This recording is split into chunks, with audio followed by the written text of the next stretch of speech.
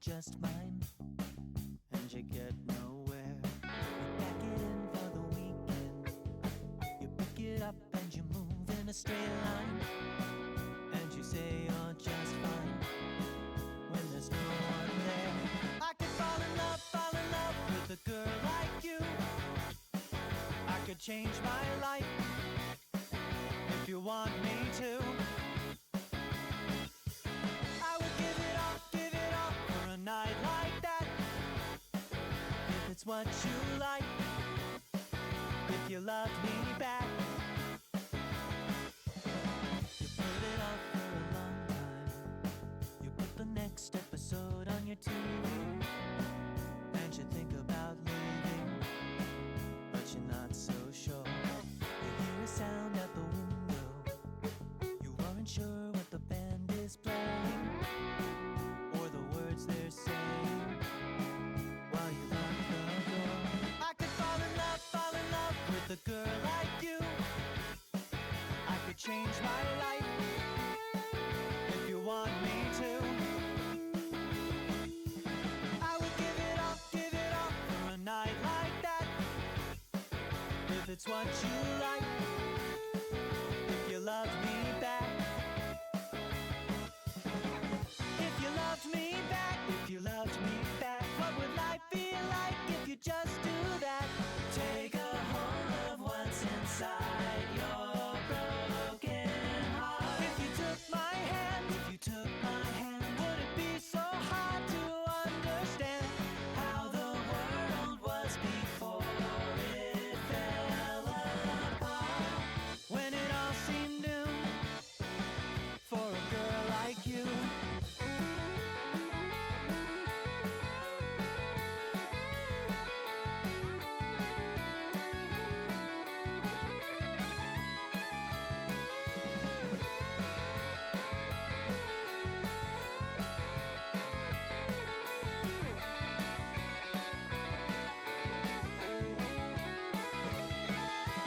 I could fall in love with a girl like you.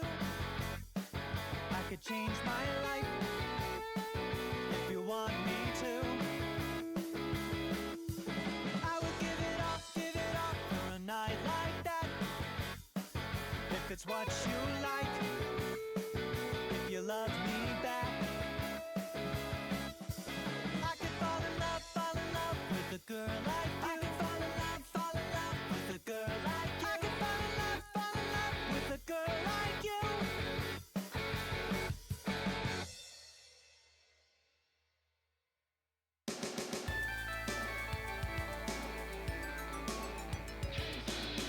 Hands up for the highwayman. We're headed to the Holy Land. It's low and loud. We're going down. No nocturne, a friend or foe. There won't be a second show.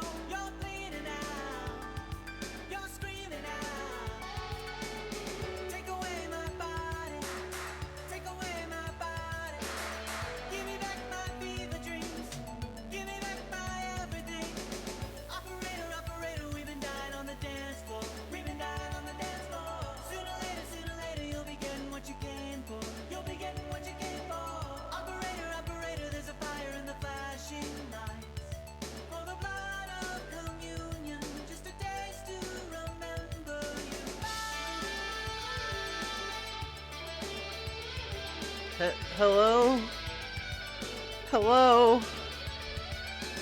I I really like this music. I don't want to turn it off.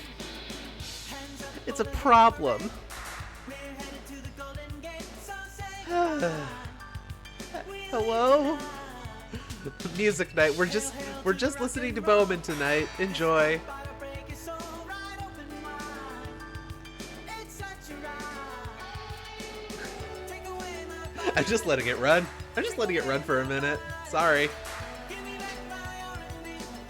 Give me back my Operator, operator, we've been dying on the dance floor. on the dance floor. Okay, I'm done. Okay, I was having a good time. I was listening to music for me is an exercise in applied autism, where it becomes just me desperately trying not to sing aloud and like dance around and look super silly doing it. And there's nothing wrong with doing any of that stuff, just, you know, it's it's the fight between respectability and autism. The eternal battle between these two opposed forces. Hello, friends, enemies, past romantic partners, and future nemesis. Welcome to the long haul. It's a celebration of simulation. My name's Shiv. Today we're playing more of the funny clean game. I have a tummy ache.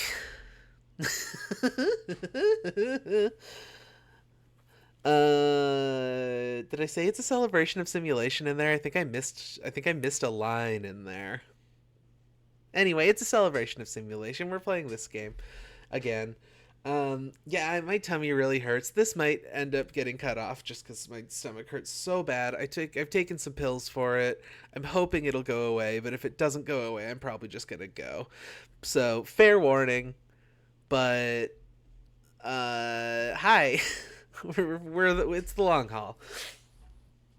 It's Cable 2. It's Hallway 2. I made an account on Habbo Origins. Apparently there was an imposter Shiv on Habbo Origins earlier.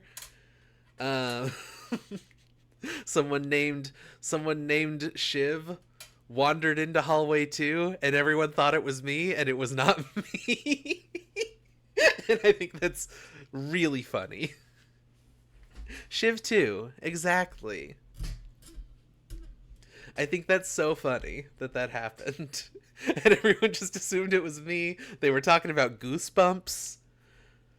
Mysterious, exactly. It's apparently all contained in the Habbo Origins VOD from yesterday? Was it yesterday? Whenever that was. I haven't watched it yet, but that's so funny. That's so funny that happened. What a funny coincidence. I knew I should have created my account the other day when it came out so that I could claim the name Shiv. I'll have to live with Shiv Rose. I'll have to live with it. Allow me to introduce Transmaster, the world's first techno Ferris wheel. We're going to be powering it with our epic 10,000 watt generator that we had in the garage from the old rave days, and we'll sync it up to change tempo with every banging tune. 1 second.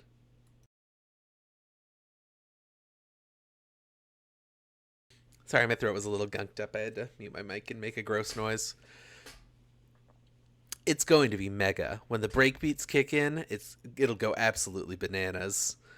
Got the old generator hooked up currently, so feel free to turn it on if you need a bit of rotation action. We'll hook up the rave generator once you're done. Bring it. Alright. Oh, my volume is very loud. I'm turning that way down.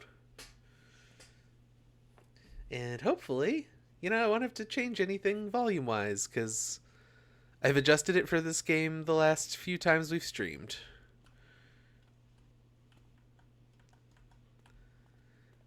I don't know how anything in this game gets that dirty.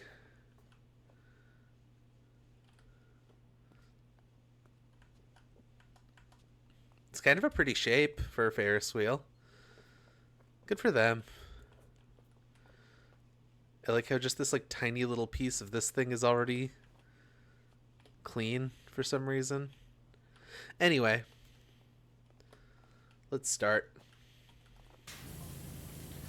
Mate, I'm really sorry trying to sort out some heaving motivational tunes for you. But the rave generator's playing up. Okay. That's alright. It's alright, bud. Pal. Mate. I've been watching more Doctor Who lately. We're almost done with Jodie Whittaker's second season. And I will say, Jodie Whittaker's second season, much like Peter Capaldi's second season, Jodie Whittaker's second season is leagues better than the first one. I didn't hate Jodie Whittaker's first season,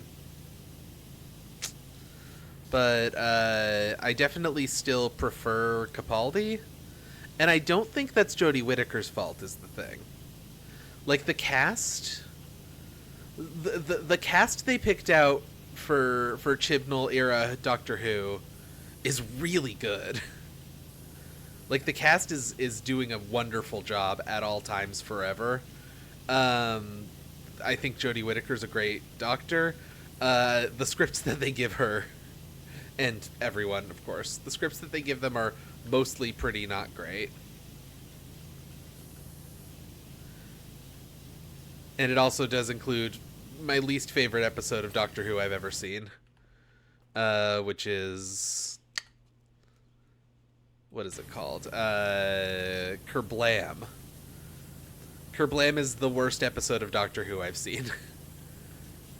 Which is unfortunate because, like I said, the cast for the Jodie Whittaker seasons do such a great job with such bad material. So that's what's on my mind right now. How y'all doing today? I forgot to ask how y'all are doing today. Tell me what's up. Tell me what's going on. Tell me how you're feeling. Tell me your thoughts about Doctor Who. You know, if you feel so inclined.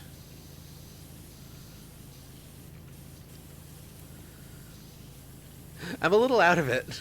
I've taken just a bunch of different medications today for a bunch of different ailments.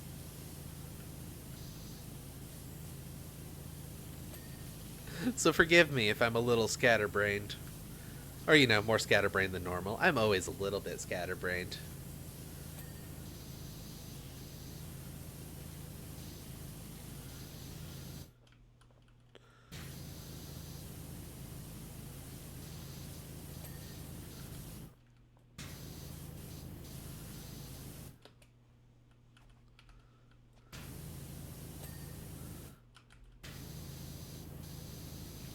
Tired, it's too hot. I'm sorry. It is getting to be that time of year. We are thankfully in that time of year here where it's hot during the day and the inside of houses heat up, but we both have an air conditioner, which a lot of places here just do not have. Like, a lot of Washington State, it turns out, just doesn't have air conditioners because you didn't used to need one. It didn't used to get hot enough in Washington State for you to need an air conditioner, but it gets that hot now. It's sweaty girl summer, you're so right.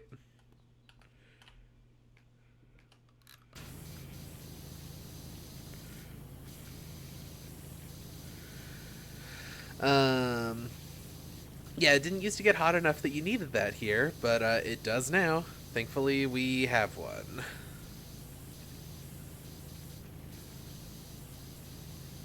Cannot stress enough how much it sucks to go without. Oh, the scaffold is really tall this time. How much it sucks to go through this kind of summer with no AC. Especially when I grew up with AC. Like I had AC since I was a kid in every house I've ever lived in because you cannot get away without an AC in Idaho. You will die. People will straight up die in their houses if they don't have AC because it gets so fucking hot there.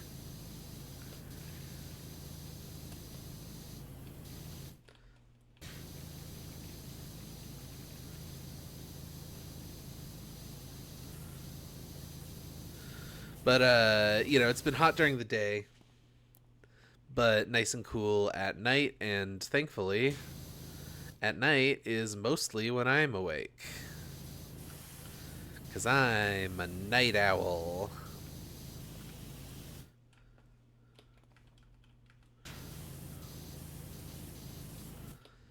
Or some kind of night plushie. A night squirrel.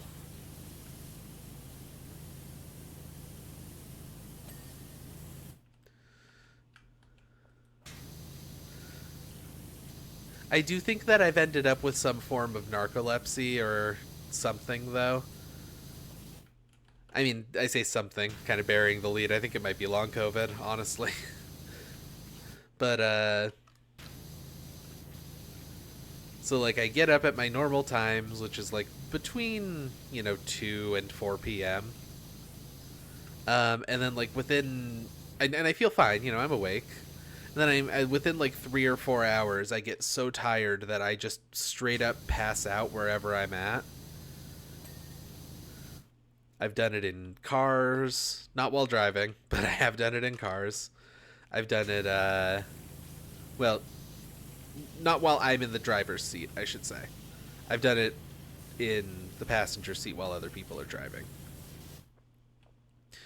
Yeah, I've done it there. I've done it on, just on the sofa. I've done it at my desk. I've done it, if I'm lying down in bed reading a book or something. Like, it's just, no matter what I'm doing, I'm just falling asleep at random these days. Which is making it harder to sleep lots at night. Certain amount of time elapsing from a big meal. That's interesting.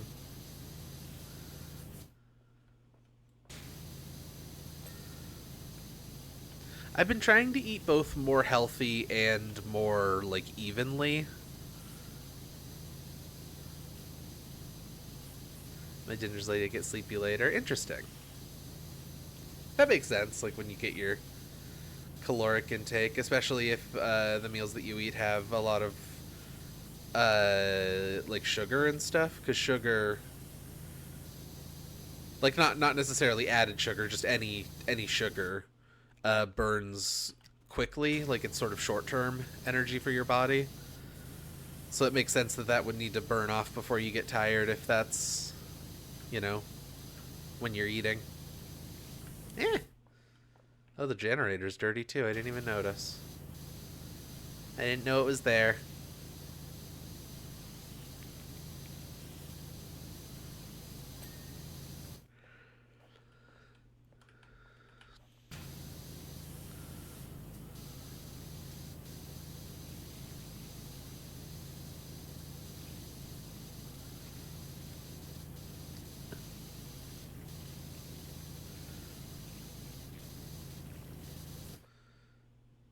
The Bowman music ended and everyone vanished. Shit! I should have just kept it a music night.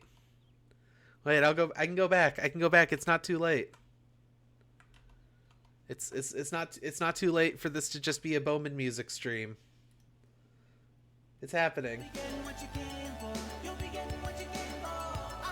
Is this what you wanted?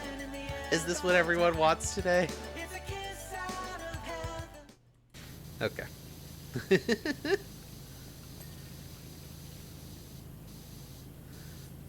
Thank you, Arby.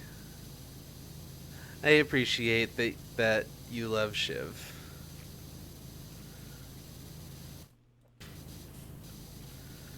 I've been trying to work more on my other Cable 2 project. I really want to make these narrative things that I keep thinking about and talking about, and I just can't get the like... I can't get the writer's block out of my body, is the problem. My body is full of writer's block.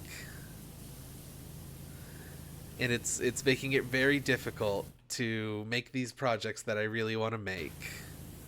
And I should probably just hang out with other Cable 2 people or other people who want to create and write stuff and see if they can help me with it, instead of banging my head against a wall for months on end, because I wanted this show. I talked about it in like November or December, that I wanted this show to be like ready to go and happening by April. And well, it's June.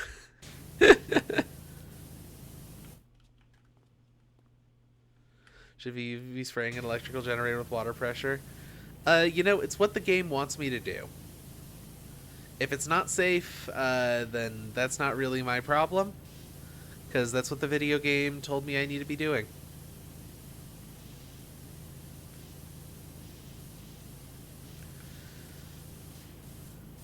In all seriousness, I think most generators are like sealed off enough that you could get away with it. You just wouldn't want to do it while it's running, which this one is. But my understanding of how portable generators work says to me that it wouldn't necessarily be dangerous as long as it's turned off. Because a portable generator is kind of like a car. Like a portable generator internally is not all that different from like a car engine, and those can handle water on their outside shells. They just have to ideally not be running. Oh, I know this one is on. I'm just saying like that's how it would work in real life, but this isn't real life. This is a silly video game that doesn't have to adhere to real world physics. Loath as I am to admit it.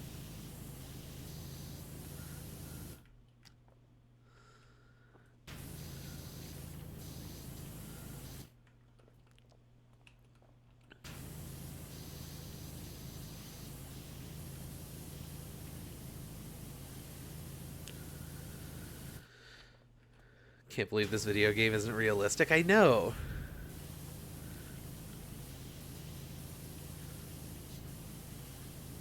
Like, I've talked about this before, but this game is like at the absolute limits of what I would consider realistic enough to use as a long haul game. Like in my head, this should all be high fidelity simulation, and this game is definitely not high fidelity simulation. But the problem is, like, a lot of the time I'm just not in the mood for a vehicle game, and that's what all the high fidelity simulation games are. It has simulator in a name. I mean, so does Goat Simulator, but Goat Simulator isn't very simulationist.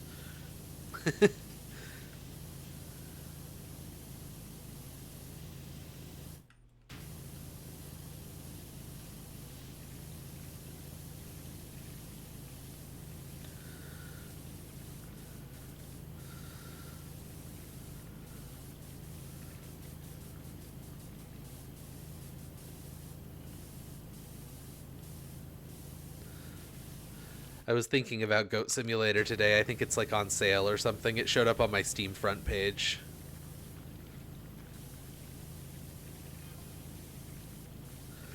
Got an absolute perler of a track from Asterisk Winks that I can't wait to hit you with. Okay. I don't know what a perler is. That's a new one to me. Did Goat Simulator 3 just come out? I thought it came out a while ago. You're gonna float away into the cosmos when you hear this. Just a sec.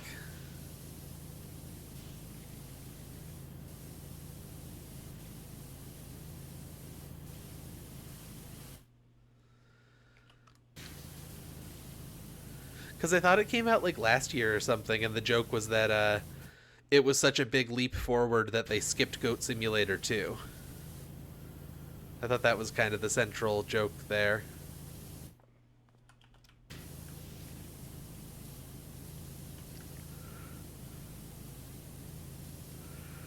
I think that's the joke. I'll have to look into it.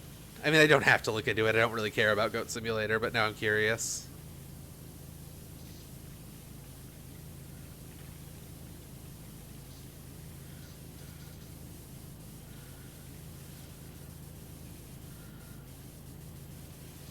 I'm annoyed with Goat Simulator as a concept because I'm pretty sure Goat Simulator is the reason that it's impossible to just look through the simulator genre on Steam and stuff. Like, it used to be that if something had simulator in the name, it could pretty reliably be seen to be like a relatively realistic thing, but I feel like it was like Goat Simulator and Surgeon Simulator that really popularized, like, haha, this is a simulator, in air quotes. Or that, like, Goat Simulator 2 was cursed, so they don't talk about it, huh?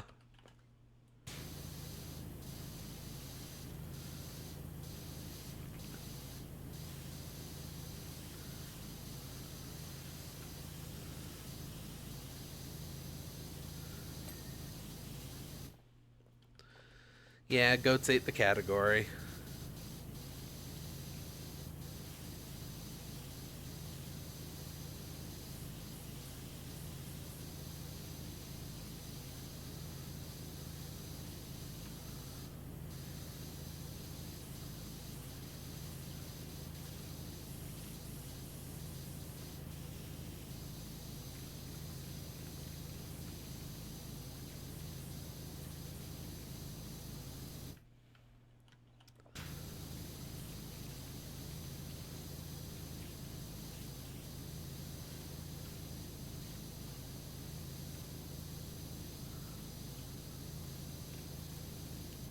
Anyway, I'm the Rambler.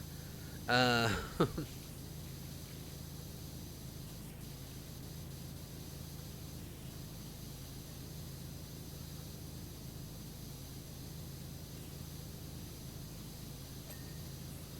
we go.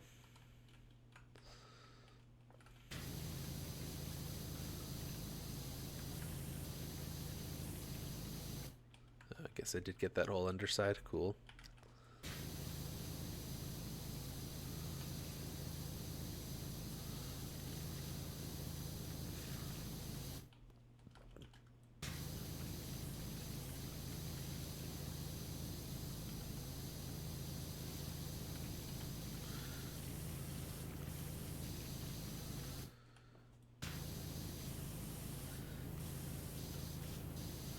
But yeah, like I've been trying to fight my writer's block by doing outlines for stories and stuff, which is not something that I've ever done. I usually just kind of hold the outline of what I'm trying to go for in my head and then work the rest of it out as I go. Work out the details as I go, but like I don't know, like one of my like superhero writing projects, my only superhero writing project. I don't know why I said one of mine, as if I have multiple. I don't. Um, I started outlining properly.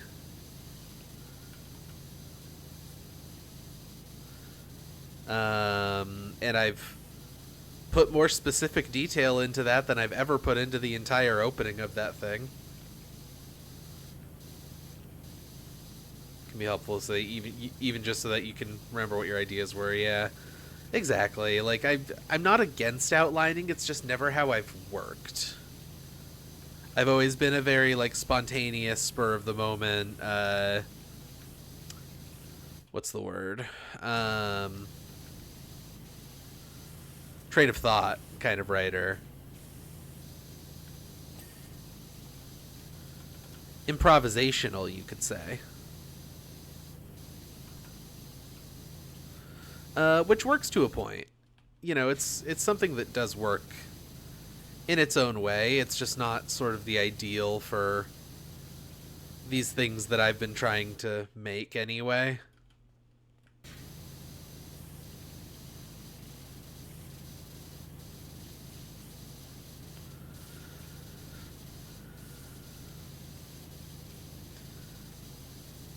I've also been trying to work on my like world building for my fantasy setting.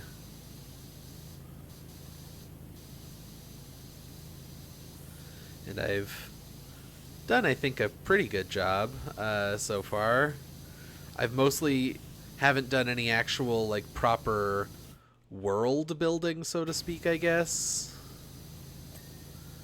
Like I've done a lot of the like preliminary like here's how, because it's like a fantasy setting, like here's how magic works, here's the different things that magic can do. Like that's kind of what I'm working on more than like the actual,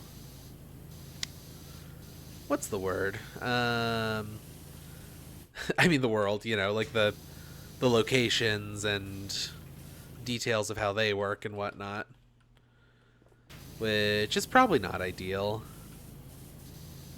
I should probably have a better idea of what's going on in the actual physical parts of the setting, but like I gotta be honest, I'm so much less interested in writing that than I am in writing both about like the functional parts of the world, and also the like, and also the actual like characters and whatnot, you know.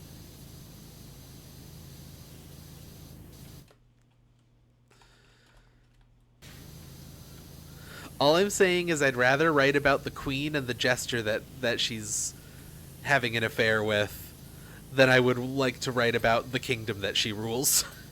You know what I'm saying? But I need to know things about the kingdom that she rules. I have to.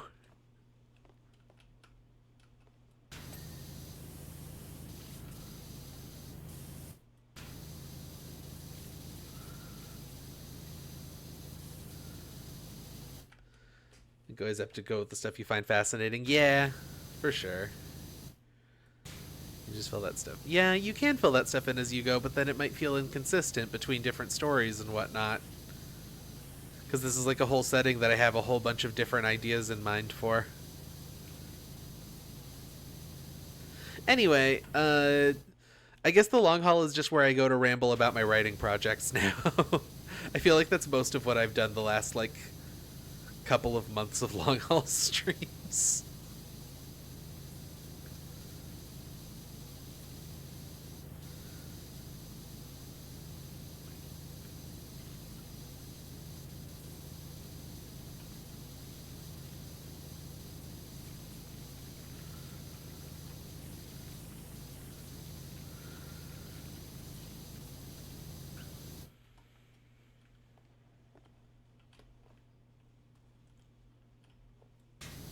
I thought I got the front side of this fence. I guess not.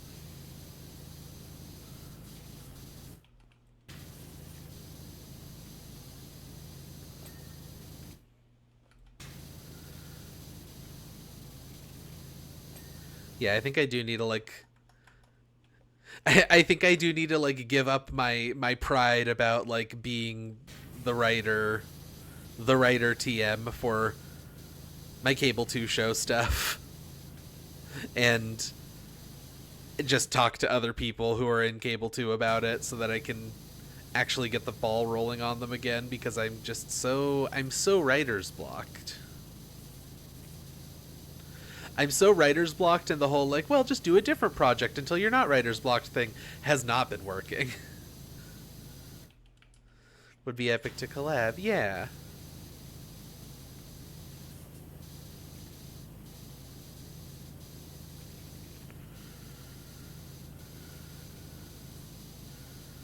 I agree.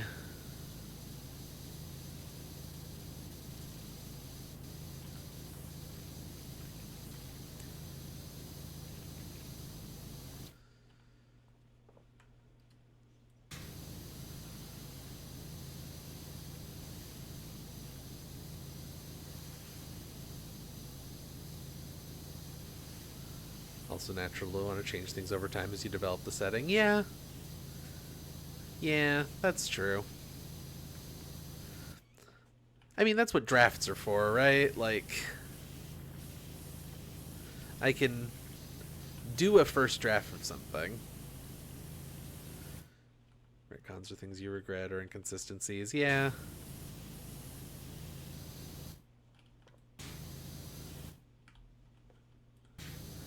But, like, I feel like if I fill in a lot of the setting,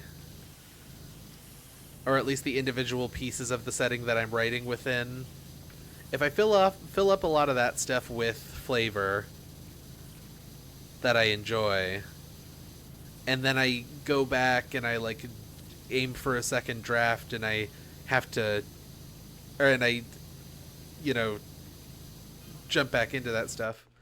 No, nope, not looking good for the music, mate. Alright, that's okay, bud. I wasn't really interested in your music.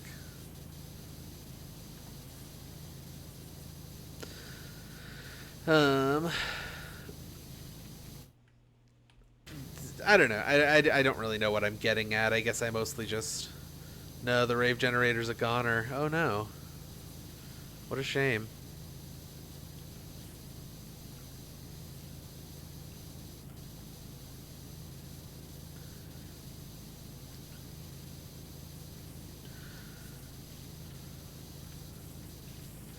Like, yeah, I'm having trouble, like, explaining what I'm getting at, but it makes sense in my head. Just, you know, it's one thing if there's inconsistencies between, like, two drafts of the same project, and between, like, either two separate projects or, like, a sequel to a project that's completed or whatever. So I want to have a solid enough idea of what's going on in general beforehand.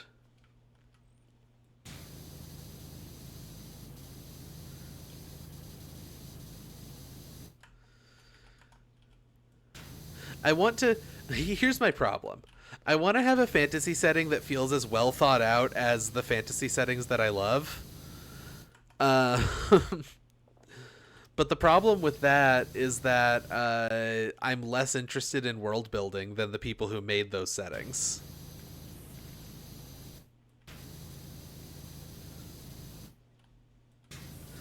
I just want the world building to be over with so that I have a space to write in. It's a means to an end rather than the point in and of itself. I'm not J.R.R. Tolkien, you know.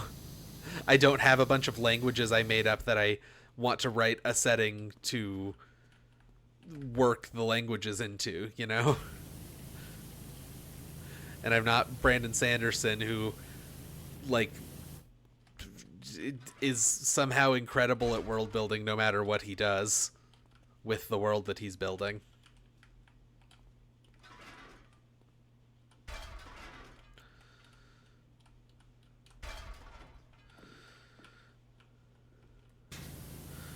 I don't know how that man keeps all of his shit straight. Like, not only does he have just extensive amounts of world building for multiple worlds, those worlds exist within the same universe and obey the same rules, despite having completely different baseline rules on each planet based on the magic systems and stuff. I don't know how the fuck he keeps any of that shit straight.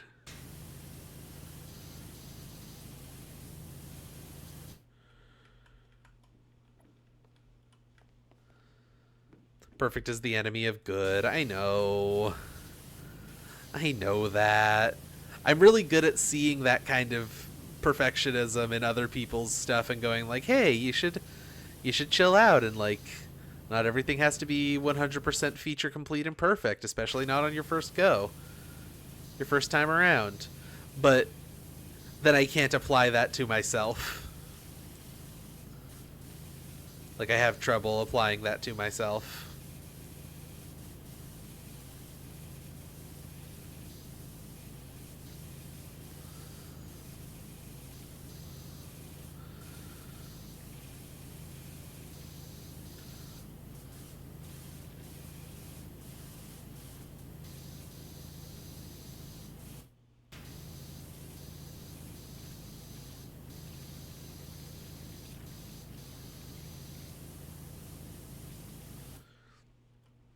Very much think feel similarly about concept of story slash plot in general. Yeah.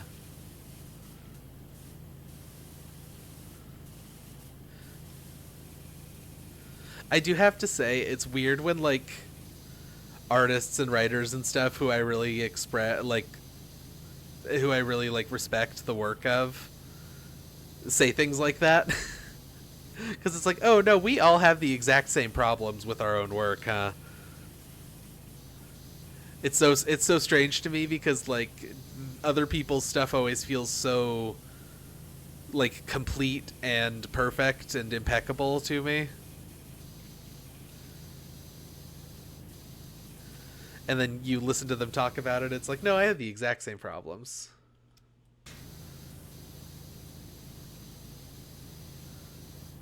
Usually right with either, love the mechanics of that stuff but not good with it. Yeah, I getcha.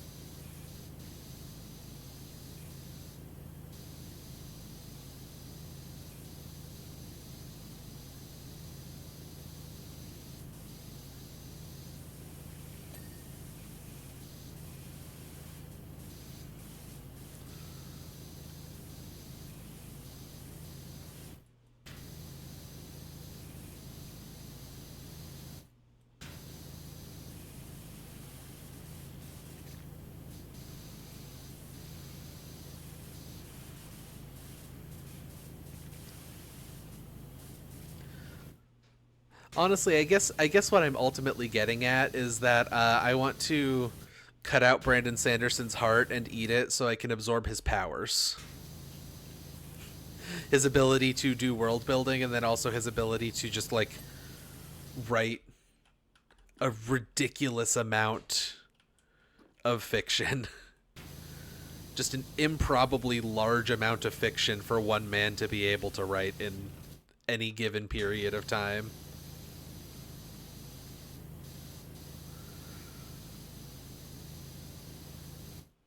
Like, the man wrote 4 entire novels on a whim. His publisher didn't want to publish them, so he self-published them through Kickstarter.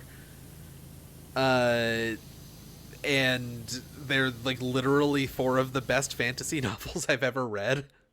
And they were just, like, something that he wrote in his free time without telling anyone. The storyteller, yeah. Exactly. You get me.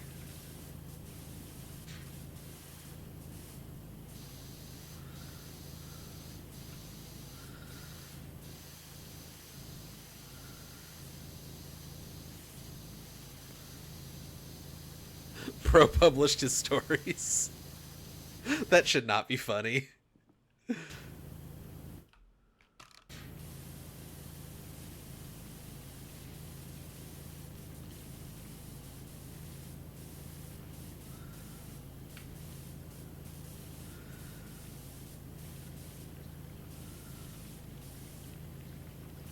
I want to go back in time and show 10 years ago me the kind of stupid shit that I laugh at now. Now that I've forgotten what self-consciousness is.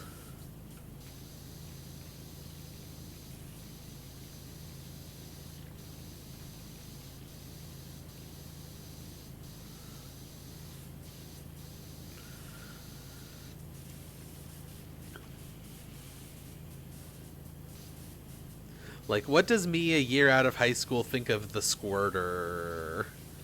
What does that person think of that meme?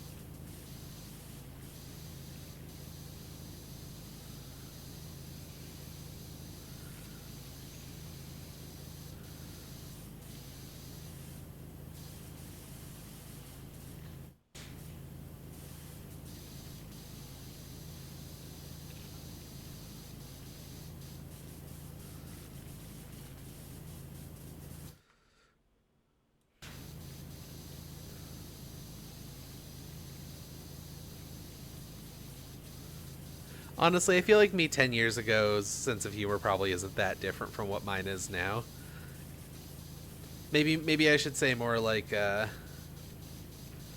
Caldera City Transportation Network offers exciting pressure washer opportunity at its emerging infrastructural subway facilities. Huh. The Ferris wheel may have surpassed my Helter Skelter as the tallest ride at Wangerloof Carnival, but can it cycle through 12 customers a minute? Probably not. It's a Ferris wheel. They're slow. Theoretically, yes, I suppose it could.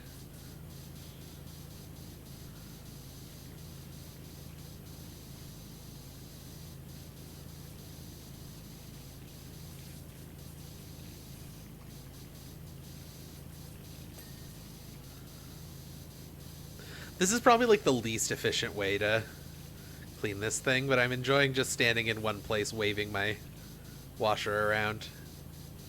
I'm having a nice time.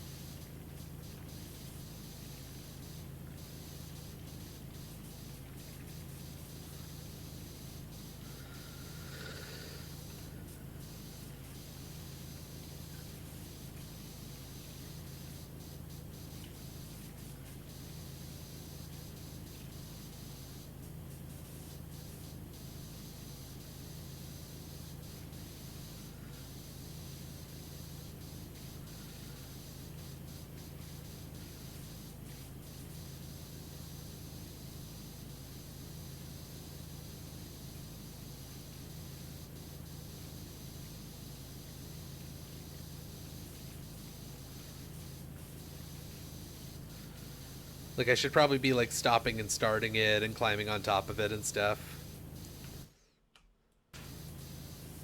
I don't know.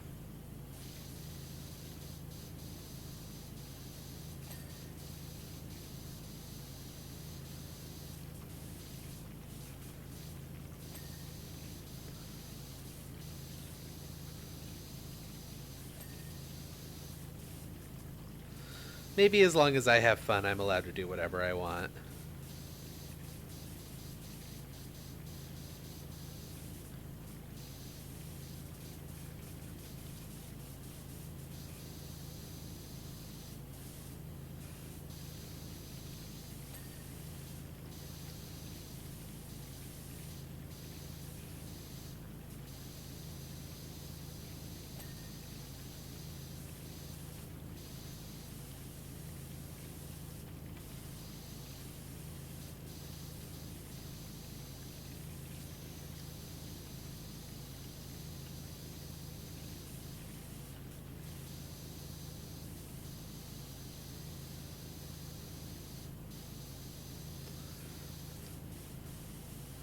Okay, yeah, at this point I'm just kind of doing a bad job.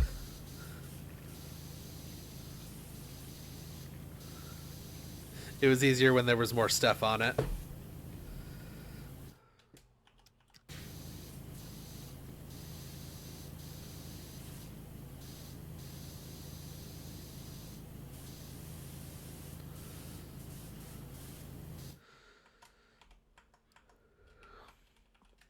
Yeah.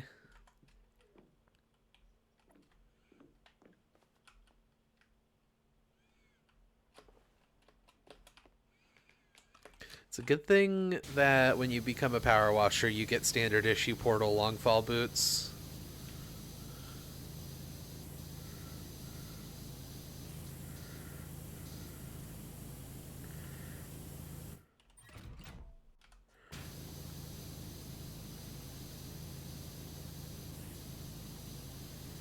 Long haul boots. Exactly.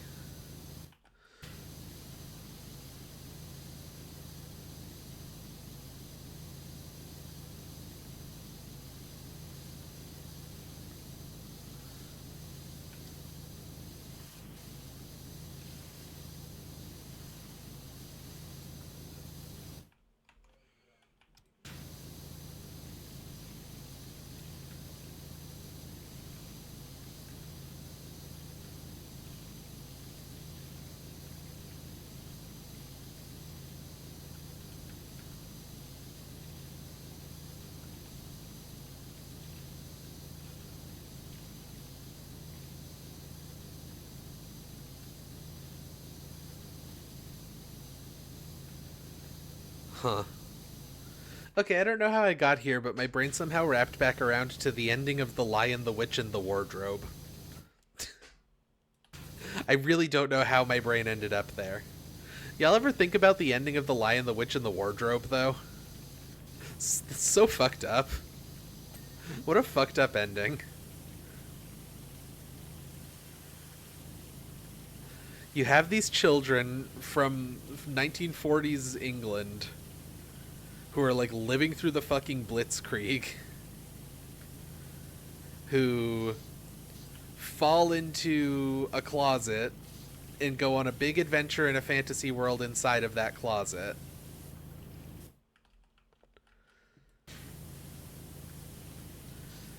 And then they live the next like 20 or 30 years as royalty. Like, they live like a whole adulthood as royalty in this world, going on little adventures and having a nice time together and stuff.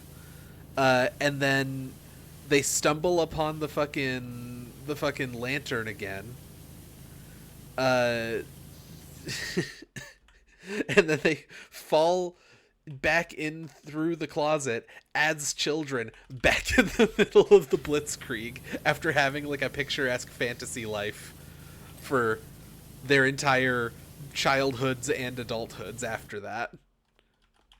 Like, Jesus Christ, what?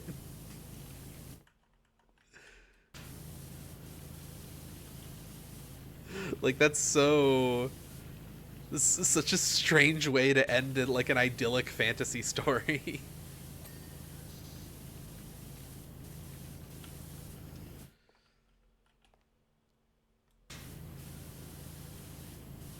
Like they had all forgotten about the real world. They didn't know what they were looking at when they found the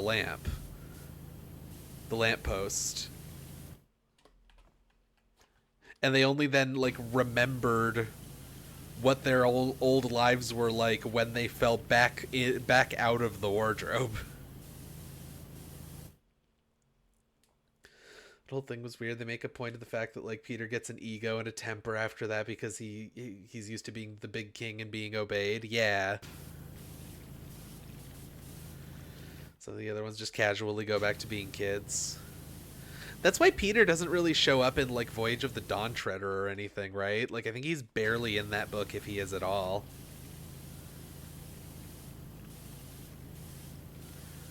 Or like Prince Caspian. I don't know, I don't remember. It's been so long since I've read the Narnia books and I don't really feel the need to read them ever again, but like now I'm curious what my perspective on that looks like as an adult.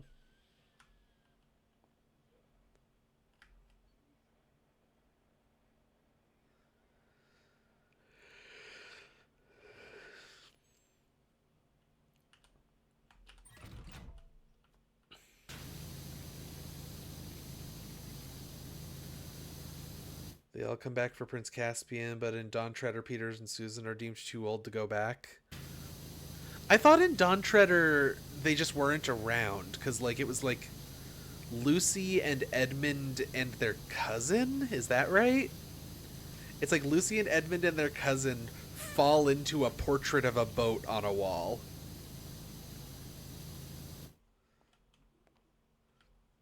They also just happen to not be there when they get back. Yeah, yeah.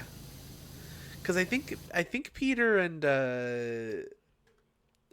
Susan go back for the last battle, don't they?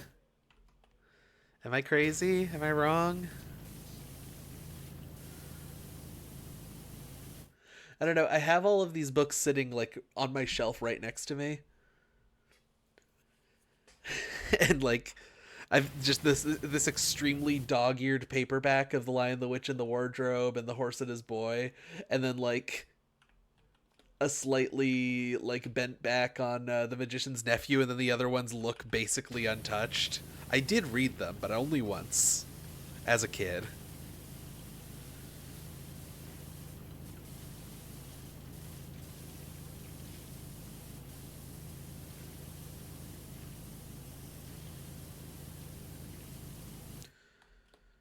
The Exposition of Doctrine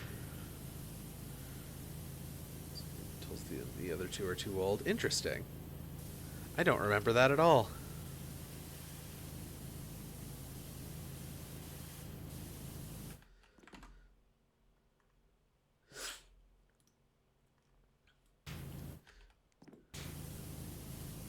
The last battle, Peter shows up, but not Susan, because in the most batshit crazy plot twist of all time, Susan became an atheist between Dawn Treader and Last Battle. I don't remember that at all. Oh no.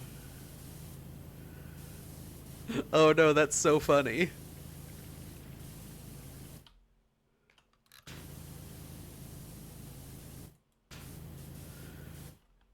I also sort of, until you mentioned that, I sort of forgot that this whole thing was metaphors for Christianity. Like I knew it in my head. I just like I don't really think about that when I'm thinking about Narnia because I didn't see it when I was a kid when I was first reading these books. I didn't notice the Christian symbolism at all. So it's just not something that pops into my head when I think about it.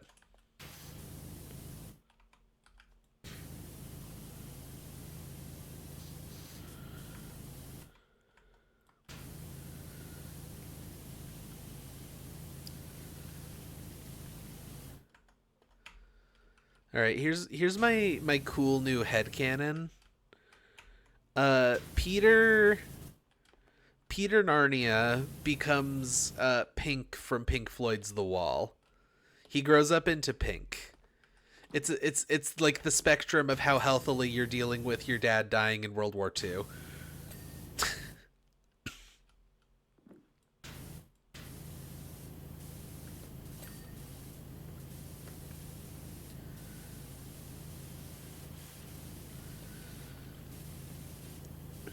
Eh, I fell down.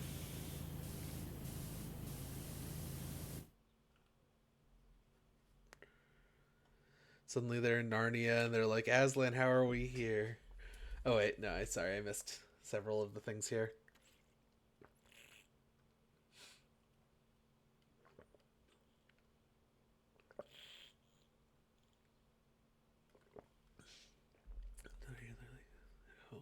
How are we here?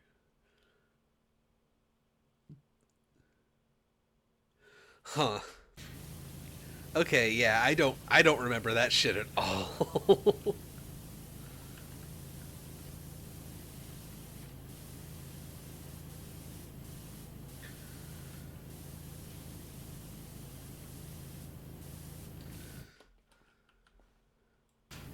I wonder what it would look like if they had like finished making that whole series of movies as like a Harry Potter as they were planning on doing. Like as far as I know they were trying to do a Harry Potter, right? Where it's like just take this same group of child actors and they are these characters until the story is over type of thing. I wonder what that would have looked like if they finished that. Because I think they did end up making movies up to Dawn Treader, if I remember right. But they needed different actors.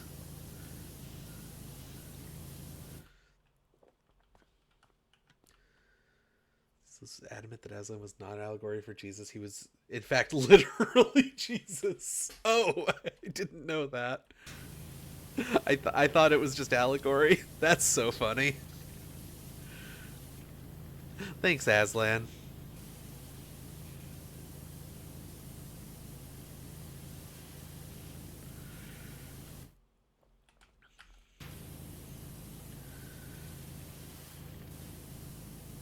Am I remembering right that Tolkien and C.S. Lewis kept up with each other and they just like fucking hated each other?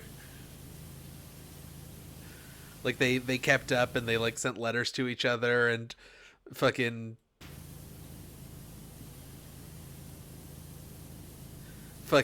like Tolkien would like get mad and say like you can't just make Jesus a lion and put him in your book. That's not allowed. And C.S. Lewis would send back a letter that's like, "Hey, guess what? I put fucking Santa Claus in my book, idiot."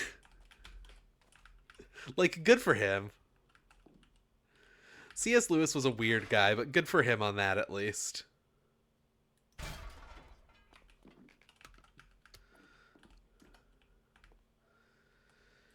Hearing about a film adaptation of A Horse and His Boy, I wonder how that went if it ever came out. Is the story extremely racist? I literally don't remember what happens in that book at all. It probably is extremely racist, I believe you. But I literally could not tell you a single detail about that book aside from the name. You know what I've got here? Let me just pull down these books and I'll look at the back of that one and see how racist it sounds.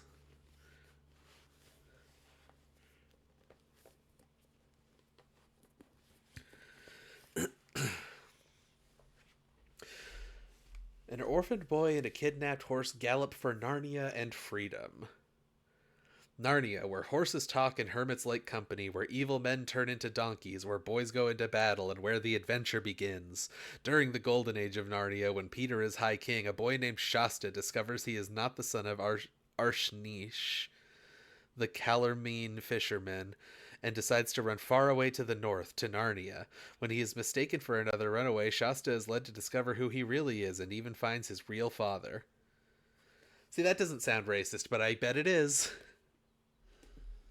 I would 100% believe you, but it just doesn't sound racist from that.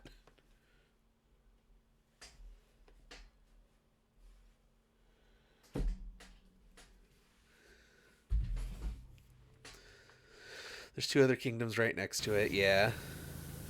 And I'm guessing, based on the name what was it, Arshnish on the book there. I'm guessing this is probably some sort of bad parody of like Arabs, I'm guessing. Is that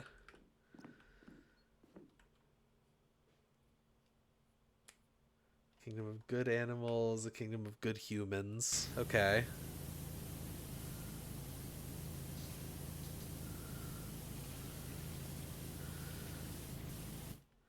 They're very European. They're allied with Narnia. Yeah, sounds right.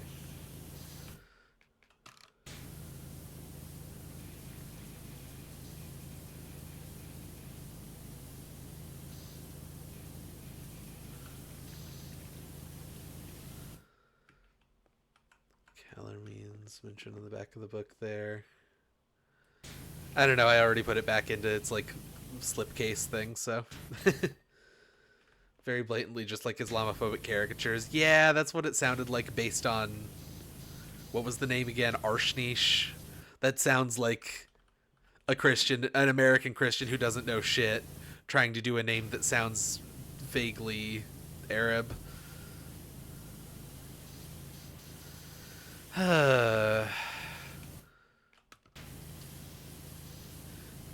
Why is so much of this genre I love extremely racist? Cracking view of the volcano from the top of the wheel, ain't it? Is there a volcano that's visible? Oh, that's where that smoke was coming from. Oh, okay. Yeah. Especially when it's smoking like it is right now.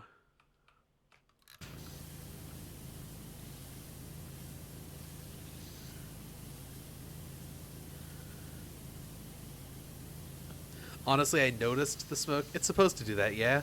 No, it's not.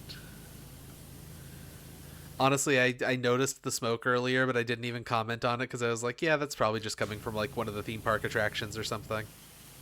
Nope, I guess it's the volcano. Hot of Horses Boy. The main character is a kid who finds out he's not actually a Calormene, is like the lost prince of Archenland. He was stolen as a child by the evil caricature people. Of course he was. Sigh. More like C.S. Lewis, am I right? Because he's making me do a big sigh.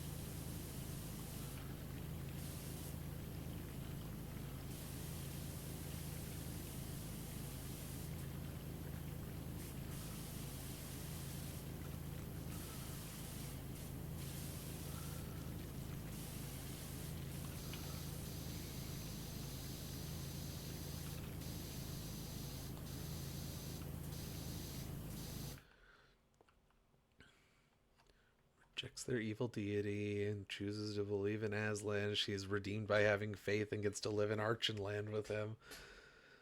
Oh god. Oh god. That book sounds bad. That book sounds really bad.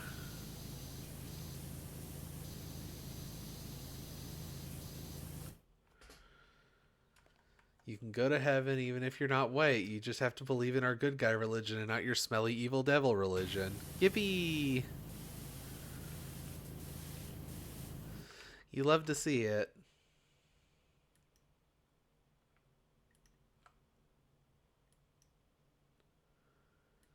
Uh...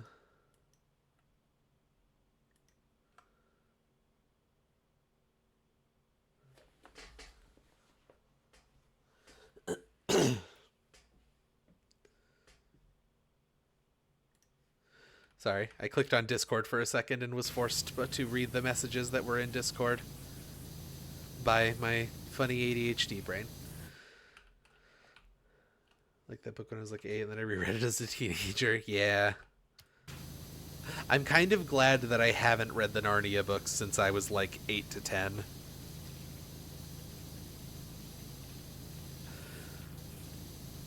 I can have my happy memories of the books that I remember even a single detail about, and I can completely forget the entire plot of The Horse and His Boy.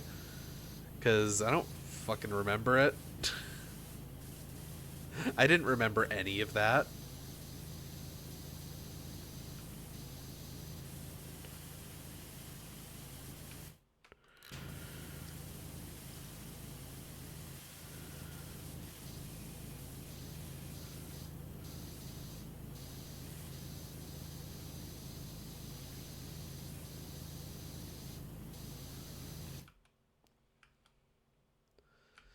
The teacher, she was so pleased when he picked up on the Islamophobia parts and was willing to speak about them. Normally people either don't notice or don't want to talk about it. Huh. But it was like part of the curriculum? They were having you read Narnia as part of the curriculum, or was this like a... Or was this like just this teacher wanted you to read these books? Story is kind of an interesting format. It feels very different from the other Narnia books. It's a lot more survival driven than being a heroic quest. I see.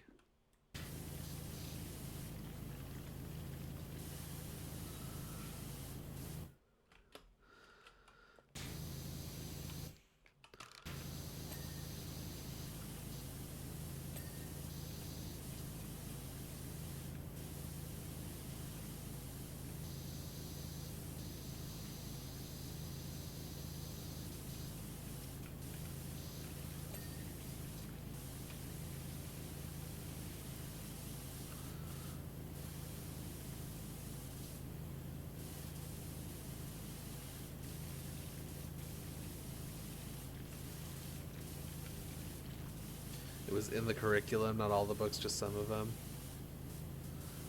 Gotcha. Huh. That is so strange. It's strange to have more than one of those books be in the curriculum because only one of them is a classic. Like it's just Lion Witch and the Wardrobe that is a classic.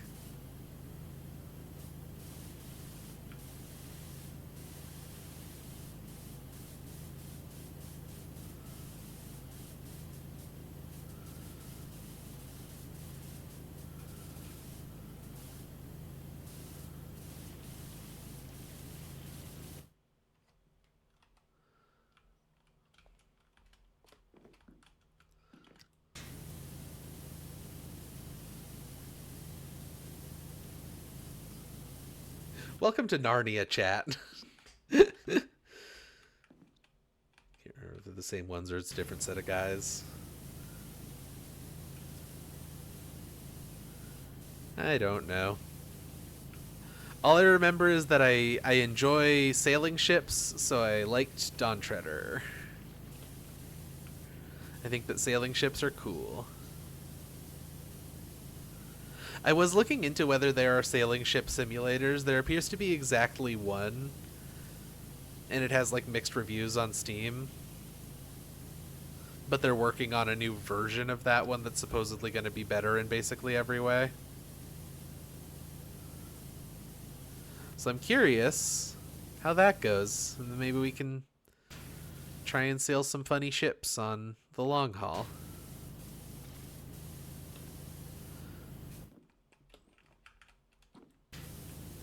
It's funny because I know like a decent amount about the ships themselves and like how they like structurally what goes into like an old school like like a brigantine or whatever, like an old school sailing ship from the 1800s or 17 to 1800s. But I honestly have like no idea how it works. I know if you point the sails correctly, it will go in the direction that you want it to, and it can even go in directions that the wind is not blowing if you know how to do it right. But I don't know how any of that is done. So I feel like that'd be kind of an interesting adventure.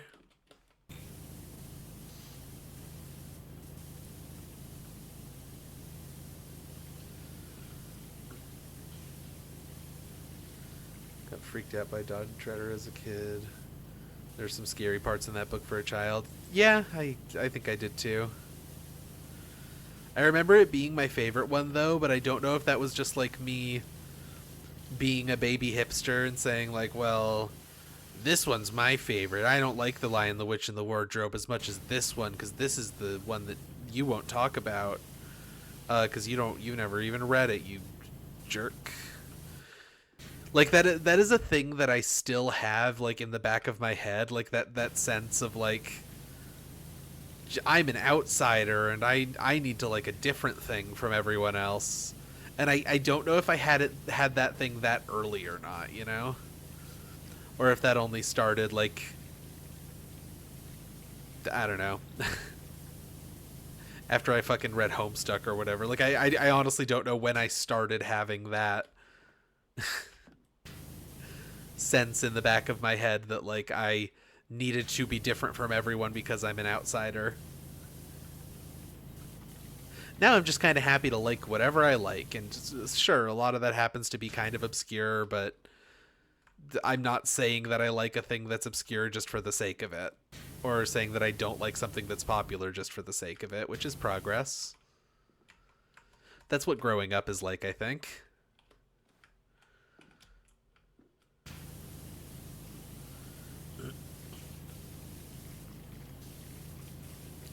You just kind of learn to enjoy the things you enjoy.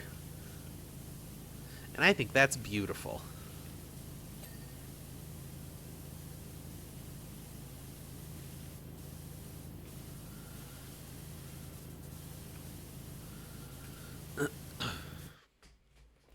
Shiv was a plushie before it was cool. Yeah, that's so true.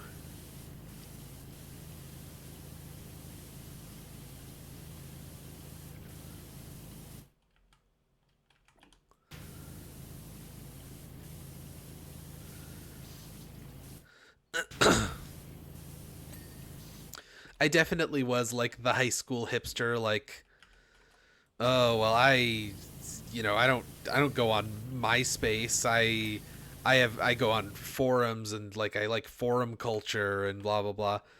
And to be fair, I still do like forums and forum culture. I miss that versus the modern like social media thing. There's just something very alluring about the way it used to be, TM.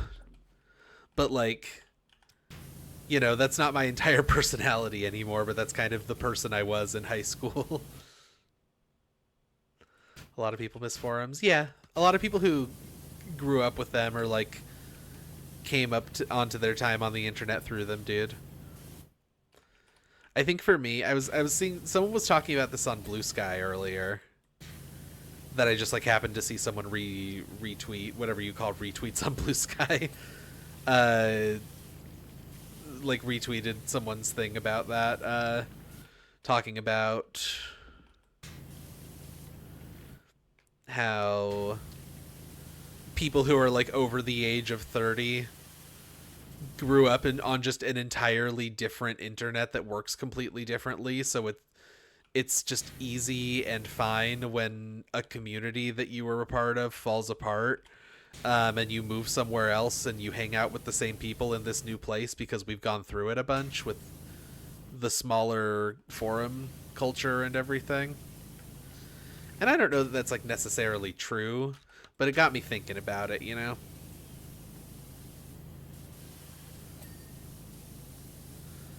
The so-called old internet.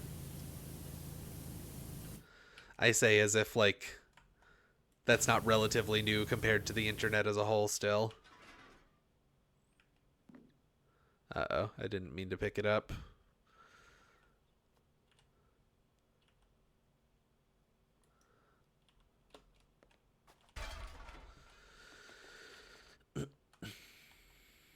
Part of a Warcraft guild named Star Wars Galaxy's Refugees. Wow.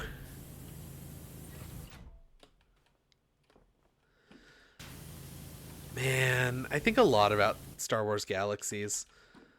I don't think there's like a world where anytime soon we get another game like Star Wars Galaxies where it's something so big and like esoteric and like this is not going to be for everyone, as a project, like in a universe or in like a world that's that popular. Like the fact that Star Wars Galaxies happened at all feels like a small miracle to me, because it's just like it's not like really an MMO in the sense that people think of MMOs now. It's like a life simulator that just happens to be in the Star Wars universe, and that's so cool.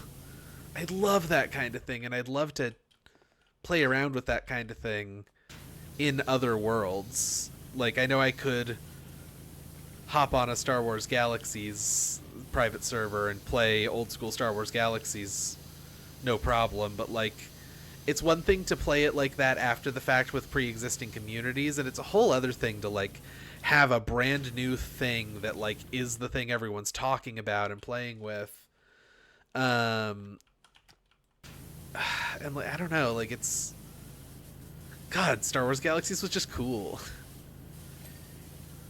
Like being able to do something like that with such a huge IP is that's what huge IPs should be for, not for making weird crossover games with Funko Pops or whatever.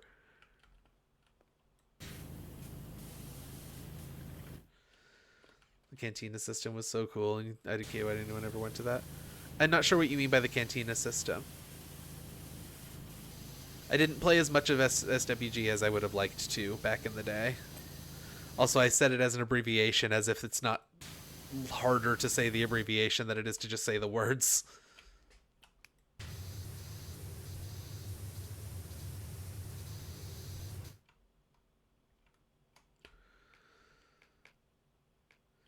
Get a skill where you just play music with macros, dedicated space. Oh, yeah. Yeah, like that stuff's cool. And like the fact that you can just like you could just like be a dancer, like that could be your career, is you're just a dancer.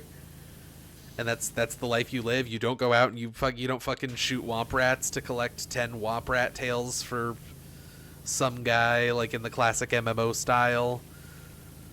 Like you just like live a life. And you could be a Jedi. But like you had to get, if I remember right, didn't you have to like max out certain randomly chosen professions for your character, but then also you had to just like have the Jedi gene that is randomly selected for your character, if I remember correctly.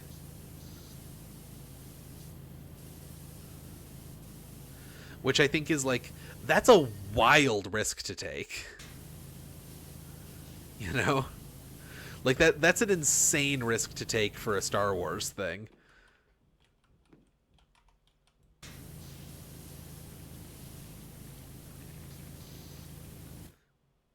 New songs and instruments and stuff if you did more performing. Yeah. That stuff I think is so cool. The Jedi kind of ruined the game because it was really hard to be one and people hated that, so they kept trying to make it easier and easier and then rework the game. Yeah. Yep. And I've played a private server version of like the new combat update thing. I forget what they called it. The new gameplay experience, something like that. Ugh. Where they kind of just reworked the game into Star Wars Paint Job World of Warcraft, but worse. And that was a real shame.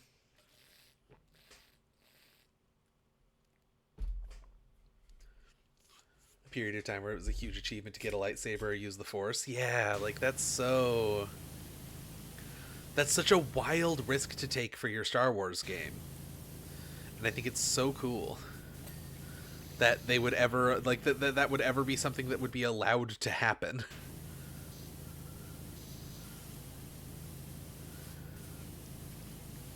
Like, I don't dislike Disney Star Wars, quote unquote. I actually really like a lot of the Disney Star Wars stuff. Not the movies so much, but like, I don't know. I really like The Acolyte so far. That's really good. But like, for better or worse, I don't think Disney would ever let something like that happen.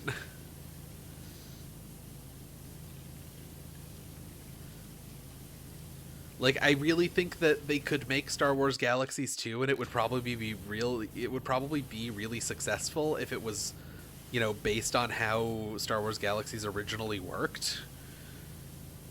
But I don't think Disney would ever let that happen. And I think that like to really make it work, you would just have to not have Jedi. Jedi and Sith and whatever would like Force users in general would have to just be NPCs. That's my hot take.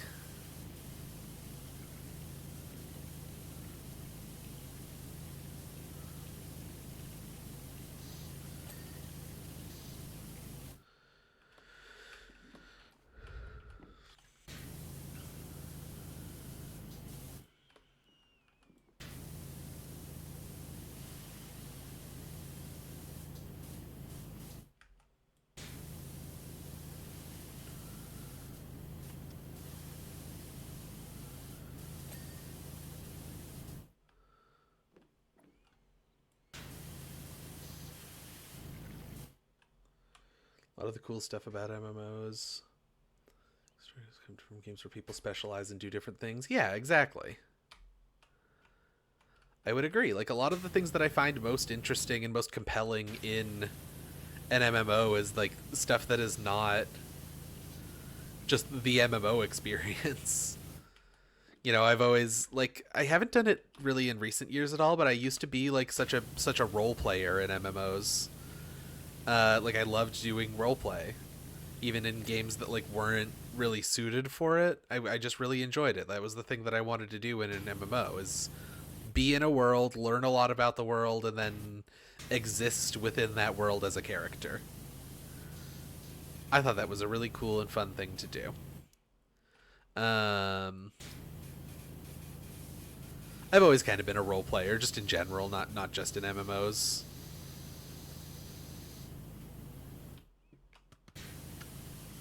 Like heck, the way that I started writing was forum RP. Like that's how I became like someone who wanted to be a writer.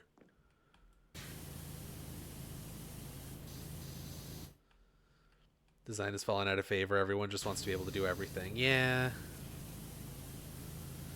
You're not wrong.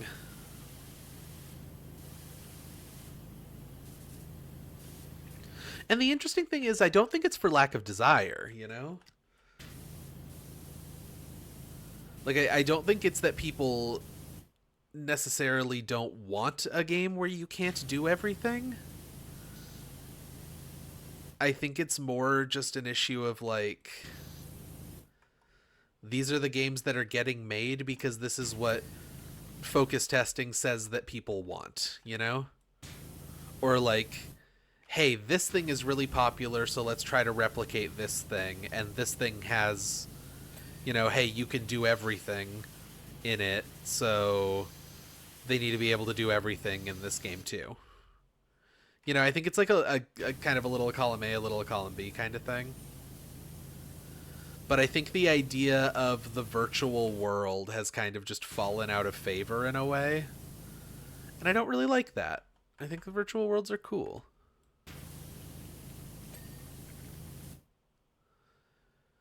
And I think that that Star Wars Galaxies being sort of a hybrid of the virtual world concept and a more traditional MMO was also really cool.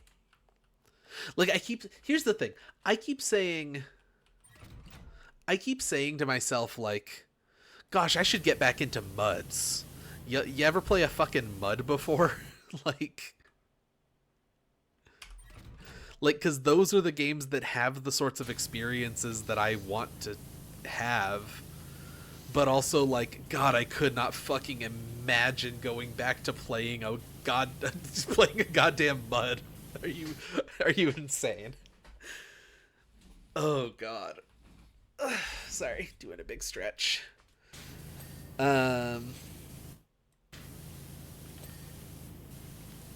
Like, I cannot imagine going back to playing MUDs, even though, like, I kind of want to. Like, my boyfriend plays a MUD regularly. And admittedly, he mostly does it for doing, like, sexy roleplay. But, like, a lot of the ones that exist are not just like, hey, here's a sexy roleplay MUD. It's like, here's a virtual world, and you can kind of just do whatever in it, but people are going to be role playing and existing within these worlds that have like detailed systems, and you don't have to you can succeed by quote unquote succeed by whatever measure of success that you think that it should have by just hanging out and doing what you think is fun. And there's something very appealing about that, even though that genre is ancient and kind of unplayably shitty now.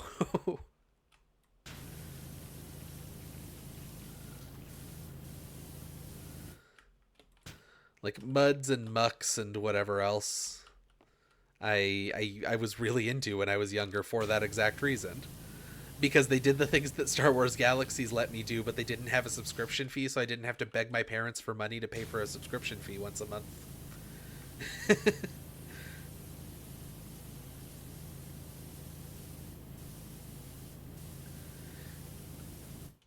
That's another one of those things that I guess is like, I don't know if that's an age thing or me as like a weird outsider who likes really particular stuff kind of thing, that like that's something that still appeals to me as an idea that I because I grew up with it, and now it just kind of doesn't really exist in the mainstream anymore, or if that's just sort of a me being the nostalgia bastard. The nostalgia bastard TM.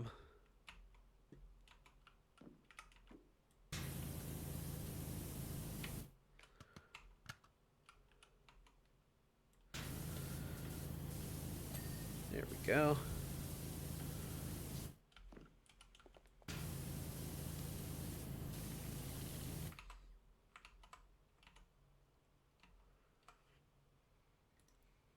The nostalgia bastard. I misremember it so you don't have to.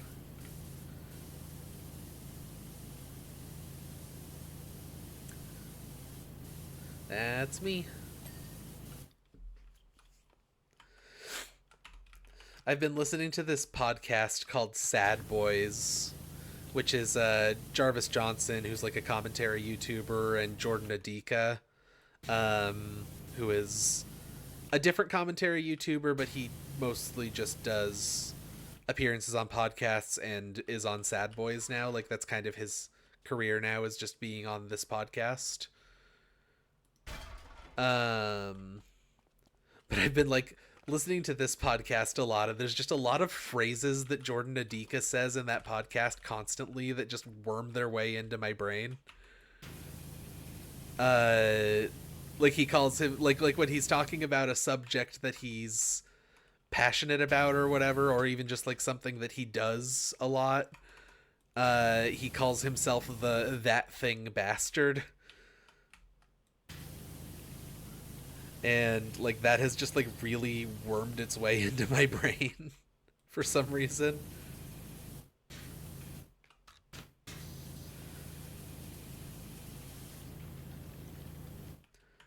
Um they say stupid bullshit like when they're like uh when they're like trying to or trying to be like, well, yeah, like I'm sort of improving my life by spending more time with my friends and stuff. They call that like playing the friend meta. Like it's shit like that. It's just really really bizarre little phrases that just have wormed their way into my brain because I listen to these people talk for 1 to 3 hours once a week, or you know, sometimes more if I'm going back and listening archivally, which I don't do all the time. But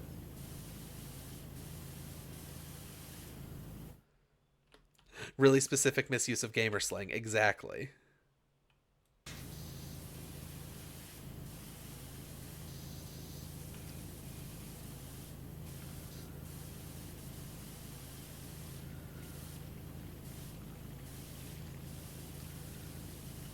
um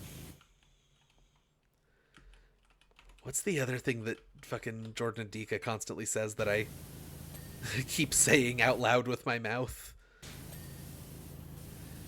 It's like it's like when he's making jokes about like right wing senses of humor and stuff, he always says like, I have this really like fucked up, twisted, random South Park sense of humor. Like I can't quite remember the way that he says it, but like that is also just buried in my skull now.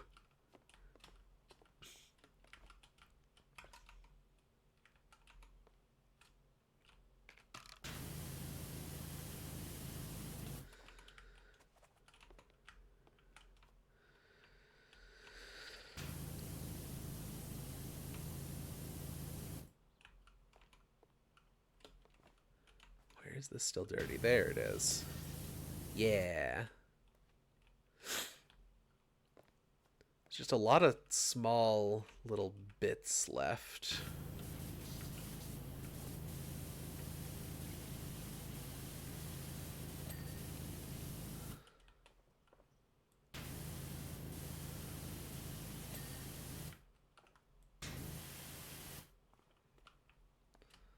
Blast those bits. Yeah, that's what I'm working on.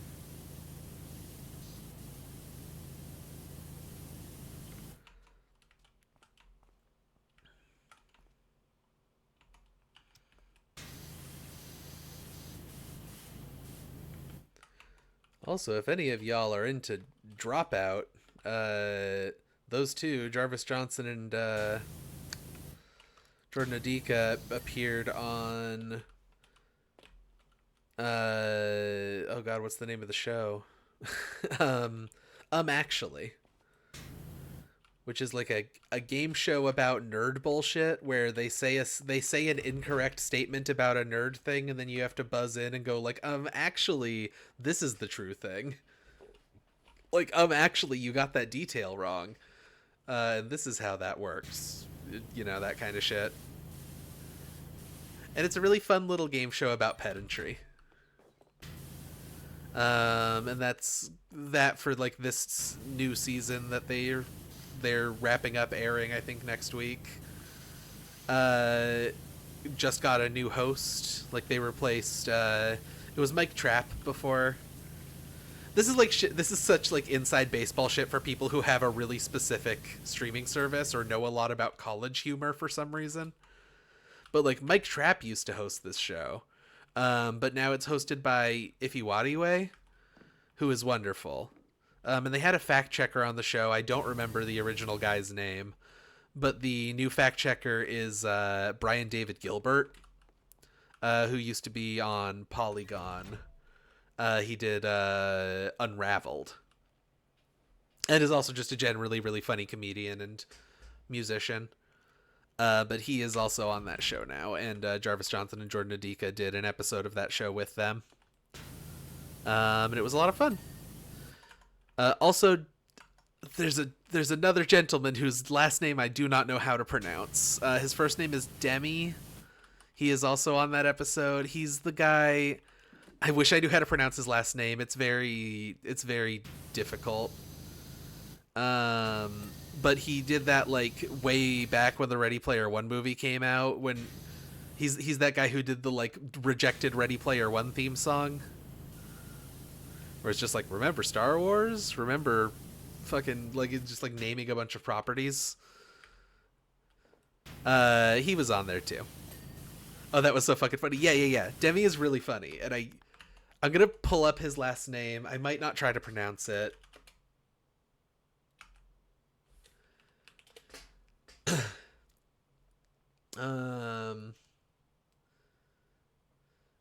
Yeah, I don't want to try to pronounce this because I don't want to sound disrespectful or shitty. I would have to like listen to someone say it. But this guy, Demi something. I do not know how to pronounce his name and I feel really bad about that. He's so funny though. He's also on that episode. It's really good.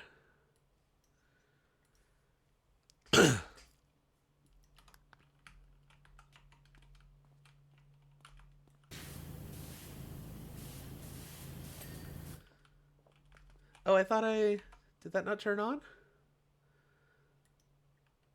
Um I turned this on. Oh, I didn't. Okay. I didn't hit the do the thing button. Sorry.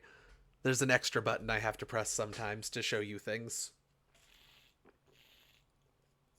This gentleman. Um, yeah, I do not know how to say his name. But he is very funny. And like I said, it's just one of those things where I would need to hear it said out loud, and then I could probably get it no problem, as long as I was actually like focusing on it. Like Ifiwadiwe also has a name that I like would not have known how to pronounce phonetically from just the letters, but I've just heard it said out loud enough times that I know how to say it now. Kind of like Shurigatwa, the current Doctor Who guy, whose name I had no idea how to pronounce the first time that I was talking about him on this stream. Just one of those things where I've gotta hear someone say it.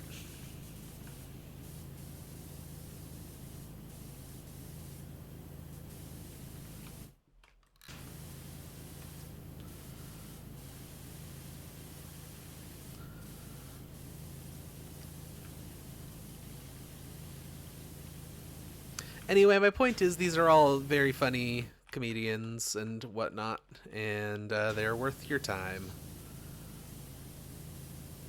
If I'm naming people from Dropout whose stuff I also really enjoy, gotta say Rekha Shankar is so funny. She's hilarious.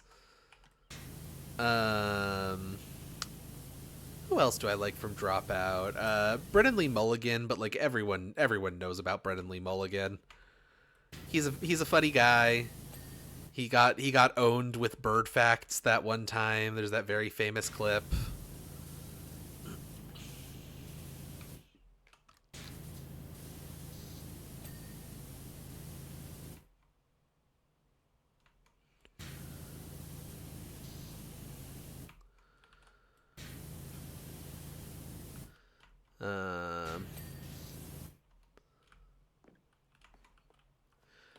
God, who else is on Dropout now? Like I'm blanking. I mean, Sam Reich is also, of course, very funny, and there's something that is to me specifically very funny about this guy who's like a very famous goofy improv comedian, being the son of fucking Robert Reich, who was on Barack Obama's cabinet.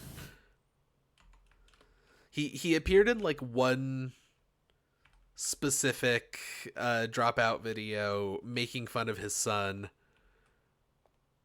Okay, this platform trim I haven't finished, and that's the only thing.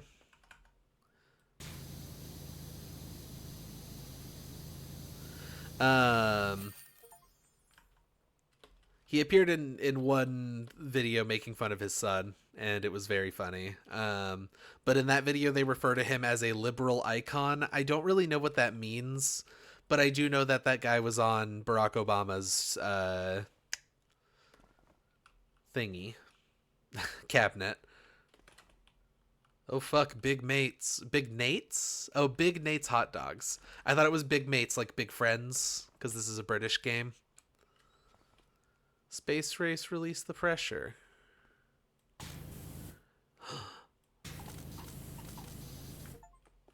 Oh my god, I got an achievement for doing that. At the fairground, knock over all the coconuts. Hell yeah. Hell yeah. Ah shit, is there more stuff? He was on his thingy, I guess it's Pride Month. Yeah.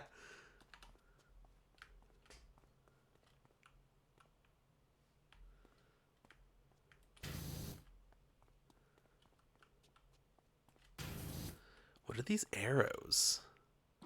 I feel like these arrows are supposed to mean something. It's probably not. It's probably just an environmental detail. I gotta see if there's anything else to do in these booths now. I think they're mostly just empty.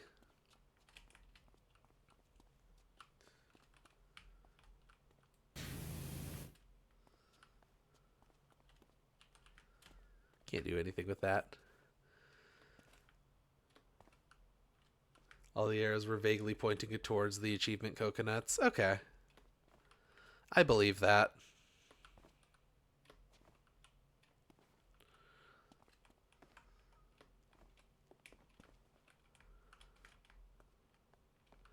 No, they were pointing towards the front of this one, so maybe that's just an environmental detail. Who knows? Anyway, yeah, there's not really much time to do another one or anything, and I've been doing just a whole lot of aimless rambling this time because I didn't have anything specific to talk about. Oh, I didn't find the gnome. Ferris wheel is roasting. You're a legend. Just in the nick of time, too. With the rave generator blown, we've had to stick with the original one, and the classic vibe of the artwork really fits with the slower pace. Techno Ferris wheel was probably a terrible idea anyway, so I'm turning my attention to Crackers Keith, the world's first techno caterpillar roller coaster. Hell yeah. That sounds fun. I would go on that roller coaster. Gnome is the only thing that we haven't done.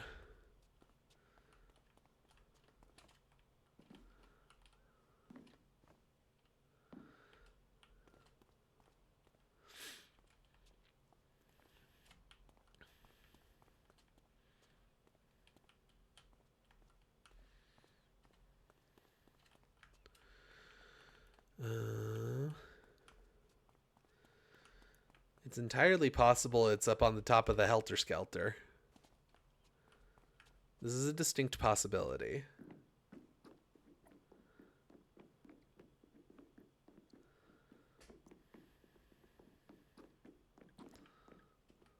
Hey, I was right.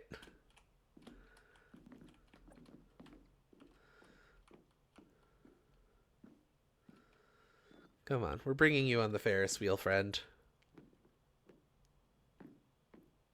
Gnome found.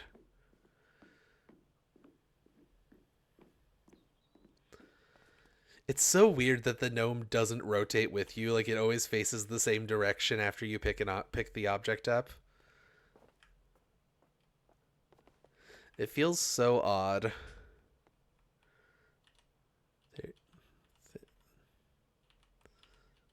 Well, let me put him down. Oh.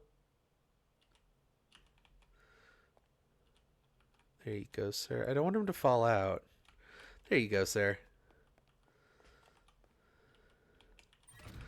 Fixed object, world moves around gnome. Yeah. You know what? Let's ride together. Me and my friend gnome.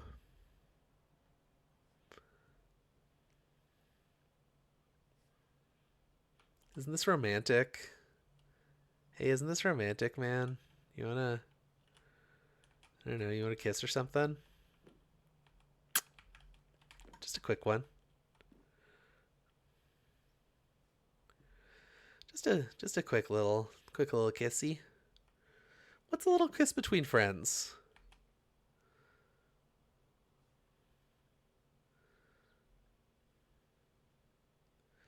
That ominous volcano.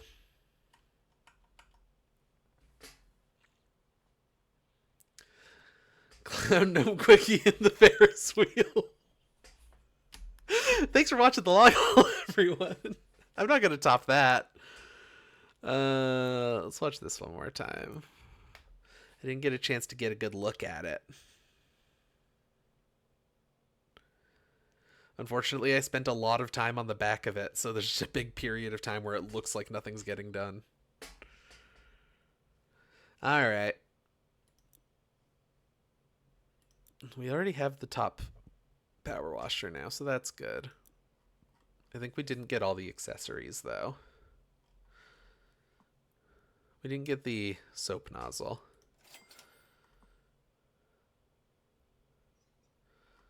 I think that might be the only one that we didn't have.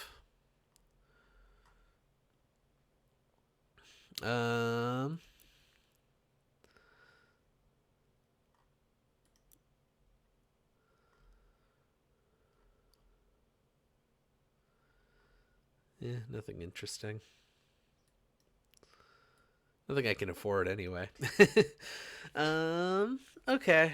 I'm tired.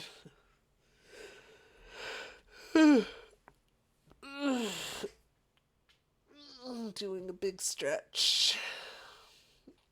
Oh, I'm the big stretcher. I'm the stretch bastard.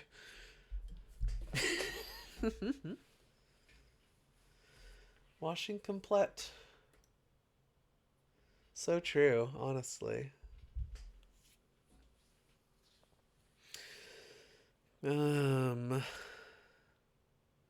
Blah.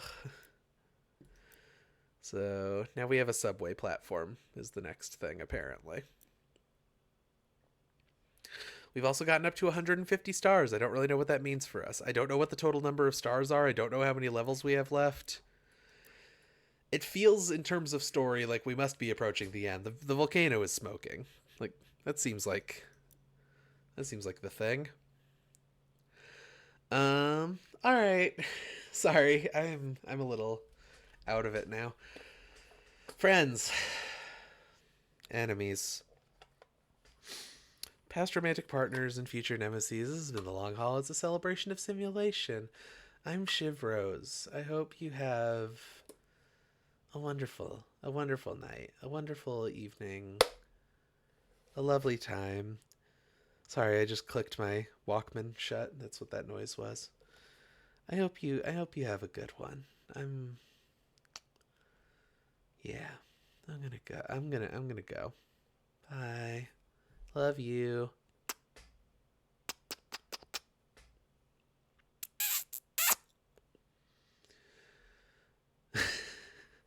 A very Orbital heart to you too. Okay, bye. Just a piece to remain when you